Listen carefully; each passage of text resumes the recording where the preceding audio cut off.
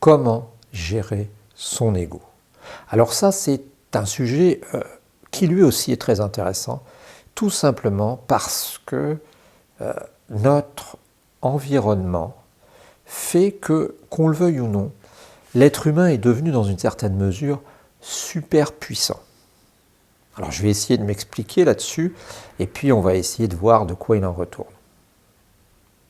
À l'époque de mon père, à l'époque où mon père était jeune, à l'époque où il a rencontré ma mère, il est de 34, donc tu vois, c'était dans les années 50, il y avait encore une habitude de la société qui consistait souvent à casser les gens des classes populaires. C'est-à-dire que bien souvent, dès que tu naissais, tu sais, chez nous, il n'y avait pas de mystère, tu avais ceux qui allaient pas au petit séminaire, au collège, et puis tu avais ceux qui n'y allaient pas, collège privé. Hein, c'est-à-dire que par chez nous, à la campagne, ben, tu avais ceux qui faisaient partie des classes populaires, et puis tu avais après les notables, et puis les notables, les fils de gros cultivateurs, les fils du maire, j'allais dire le fils du curé. Tu vois, eh bien, tous ces gens-là étaient programmés pour faire des études plus supérieures. Et puis, les autres, on les appelait couramment des bourris de ferme, quoi, des gars qu'on allait utiliser comme ça. Moi, je te rappelle que par chez nous, il y a 100 ans, à la campagne, eh bien, il y avait carrément des sortes de foires où les gens se proposaient, hein, c'était des brassiers, ils travaillaient avec leurs bras, et les gens n'étaient pas souvent embauchés du jour au lendemain comme ça pour un mois, et on les embauchait pour une semaine, pour 3 jours.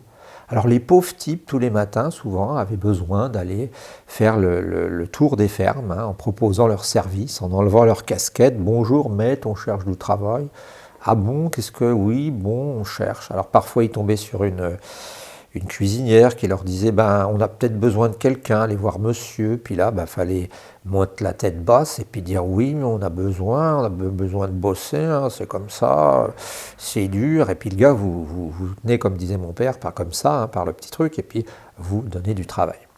Et ça, c'était horrible parce que, dans une certaine mesure, c'était une sorte de servage, hein. Moi, j'ai connu du côté des gens qui m'ont dit que quand les gens, tu vois, exploitaient des ouvriers dans une grosse maison de bourgeoise tout près de moi, dans le village à côté, l'étage carrément où les ouvriers dormaient, la lumière était coupée à 9h pour pas qu'ils puissent se fatiguer, quoi, hein, pour pas qu'ils lisent aussi, parce que faut surtout pas lire, hein, parce que les gens qui lisent, c'est dangereux. Donc tu vois, on cassait les gens. À cette époque-là, on cassait les gens dès le début. C'est-à-dire que dès le début, on leur faisait comprendre que si tu étais né sous l'étoile merdeuse, je suis vulgaire un peu, mais j'aime bien, ça agrémente quand même les choses. Si tu étais né sous l'étoile merdeuse, tu n'avais pas d'illusion à te faire. Tu vois, c'était clair. Hein, toi, tu seras un bourri de ferme, de toute façon, tu seras comme ton père, tu iras tirer la charrue, tu iras... Et puis les choses ont évolué. Et puis l'homme est devenu hyper puissant. Alors qu'est-ce que je veux dire par hyper puissant ? Ce que je veux dire, c'est que ces populations rurales, là, qui étaient sous le joug parce que on était quand même avec un reste de population rurale dans les années 50, eh bien, elles sont allées vers la ville. Et la ville a quand même libéré les gens, parce que tu sais, j'arrête pas de casser de la ville, j'arrête pas de bâcher de la ville, comme on dit, mais je dois avouer quand même que la vie moderne a rendu les êtres dans leur tête plus libres. Alors fondamentalement, ils le sont moins qu'ils étaient à la campagne il y a 100 ans, parce qu'ils se sont mis d'autres chaînes au cou, colliers au cou ou chaînes aux pieds, mais ça les a rendus potentiellement plus libres. Et au titre de cette liberté, il y a l'idée que chacun dans notre monde peut réussir à faire quelque chose. Et c'est assez trompeur parce qu'il y avait une image que j'avais vue dans un reportage. Alors je te dis franchement, moi je ne regarde pas beaucoup la télé. De temps en temps, j'allume le 20h. Alors, tous les mois à peu près avec ma femme, ou le 13h, et on regarde un reportage. Et puis il y a toujours des sous-reportages. Alors mes gamins me disent, mais tu regardes la télé beaucoup, parce que quand je viens de voir ces reportages, j'ai vu peut-être 15 reportages. Hein. Bon. Donc il y a des reportages qui peuvent être intéressants. Et il y a quelques années, c'était un bilan de l'écroulement du mur de Berlin. Et on voyait, ça m'a vraiment instruit, on voyait une famille qui regardait une agence de voyage, à l'époque où il y avait encore beaucoup d'agences de voyage, moi j'ai connu ça.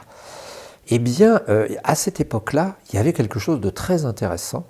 C'est des Russes qui étaient des gens de la RDA, donc la partie est de l'Allemagne, qui disaient, avant on savait que ça existait, mais on ne pouvait pas le faire, maintenant on pourrait le faire, mais on n'a pas l'argent.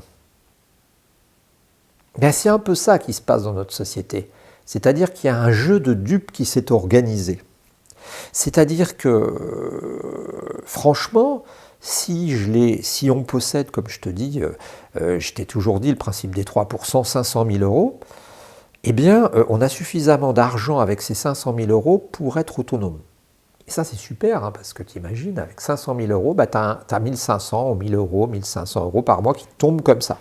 Donc ça veut dire que tu peux dire merde à ton patron. J'ai rien contre les patrons, hein, mais je dis comme ça, tu vois. Tu peux, et puis tu peux cesser d'être malheureux à te dire qu'est-ce que je vais faire demain si mon patron me vire. Mais la contrepartie de ça, c'est que nous vivons maintenant dans un monde, et il faut en avoir la conscience, où nous avons l'impression, un monde qui nous donne l'impression qu'il n'y a plus de limite. Je m'explique. Ce monde nous fait penser, nous donne à penser, nous donne à croire que finalement dans le monde où nous vivons, eh bien nous sommes potentiellement capables de tout. Et c'est vrai. C'est vrai. Jeff Bezos, l'homme le plus riche de la Terre, je ne crois pas qu'il venait d'une famille super, super riche, hein. Bill Gates, il venait d'une famille riche, donc c'est moi. Steve Jobs ne venait pas d'une famille riche. Et si tu vois les milliardaires, tu vas voir que parfois tu as des gens qui sortent d'une famille tout à fait ordinaire. Alors je ne me rappelle pas comment il s'appelle, si c'est Jan ou je ne sais pas quoi, le PDG de Alibaba, hein, cette énorme boîte chinoise, c'est quelqu'un qui vivait dans des conditions effroyables, qui est parti d'une famille plus que malheureuse. Et nous, on a l'image. On devient ce que j'appelle des êtres potentiellement surpuissants. Et là, notre ego se dilate. Et sans s'en rendre compte, on n'a plus ce retour, ce feedback-là. Hein, ce feedback, j'aime bien feedback, ça revient, tu vois, l'information revient. On n'a plus ce retour. Et on est exactement le contraire de ce que j'appelle les bourrées de ferme de l'époque d'il y a 50 ans, il y a 70 ans, tu vois, quand mon père a connu ma mère. Et ça veut dire quoi? Parce que je suis un peu long, mais j'arrive, je sais toujours où je vais. Ça veut dire tout simplement que dans le système actuel, eh bien, nous jugeons, nous pensons de manière inconsciente, et ce qui est d'autant plus dangereux, que beaucoup de choses nous sont dues. Alors ça veut dire qu'on va avoir une très belle maison, parce que tu sais, on est un monde aussi où j'avais fait un sujet là-dessus, hein, sur par exemple les gens qui se connaissent. Avant, on avait des gens qui allaient au bal pour se connaître. Et puis c'était le cercle du bal, la quantité de personnes qu'il y avait potentiellement. Alors que maintenant, tu sais, pour les agences d'internet, de rencontres, c'est 100 000 personnes. Et bien il se passe exactement la même chose avec nos désirs. C'est-à-dire qu'avant, les gens désiraient ce qu'ils avaient sous le nez.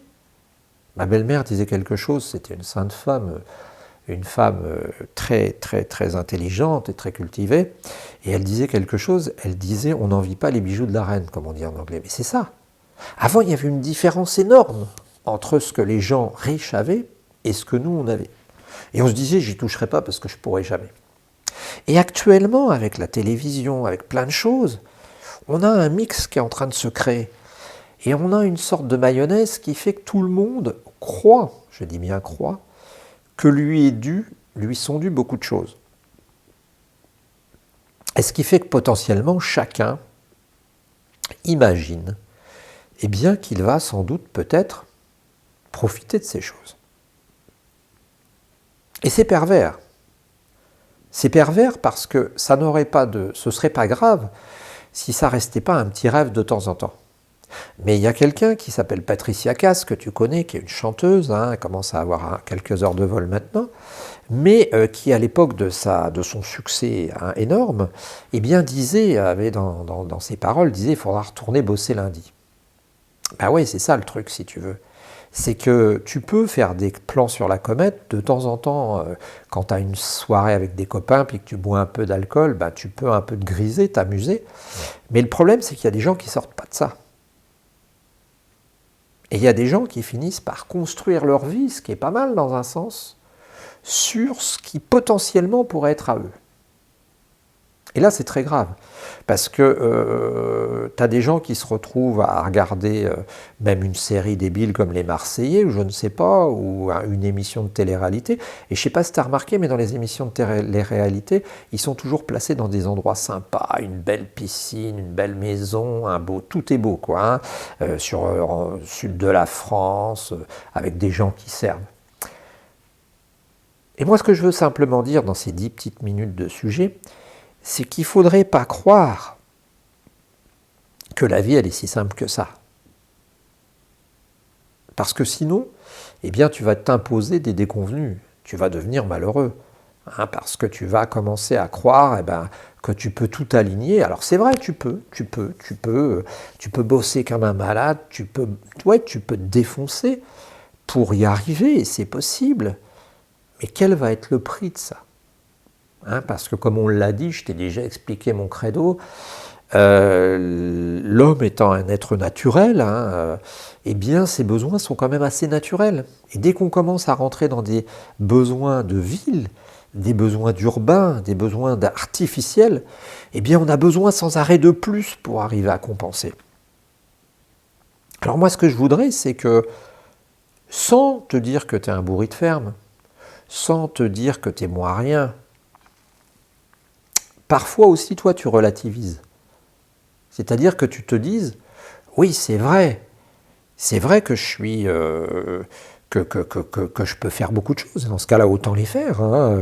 J'étais un des premiers à célébrer les webmarketeurs comme Théophile Hélier, comme Jean Rivière, en disant, voilà, c'est des gens, j'ai même comparé Théophile Hélier à un Gavroche, mais toutefois, si toi, tu n'es pas prêt à mouiller ta chemise, si toi, tu n'es pas prêt à passer plusieurs heures par jour à travailler sur ton futur business, faut peut-être mieux rester la tête froide. Et c'est ça qui me fait mal. C'est que je vois bien souvent des gens qui sont malheureux parce que sans s'en rendre compte, ils se sont fixés des objectifs qui ne sont pas inatteignables, mais qui sont atteignables par 20%, 10%, 5%, 3% de la population. Voilà, c'était une remarque, je pense qu'elle est très pertinente parce que, particulièrement pour les jeunes, il ne s'agit pas de casser ses rêves, mais il s'agit de savoir que on ne peut pas tout avoir parce que tu sais, sur le web, tu as des gens qui te racontent n'importe quoi. Tu as des gens qui te disent « Ouais, t'appelles la Providence, les forces de l'univers. » Je te dis franchement, moi j'ai essayé avec le loto, ça ne marche pas. J'ai eu beau demander aux forces de l'univers de m'envoyer, on va dire, de m'aider, ça n'a pas vraiment fonctionné. Alors ça ne veut pas dire que je ne crois pas en certaines choses, mais il faut relativiser. Voilà, c'était un numéro sur une capsule sur la valeur de l'ego, limiter son ego. J'espère que tu as apprécié parce que j'y ai mis du cœur. Et puis on se retrouve demain parce qu'il n'y a pas de raison, c'est tous les jours une vidéo et tous les jours vers le mieux-être. Je te souhaite une bonne journée avec les tiens. À demain.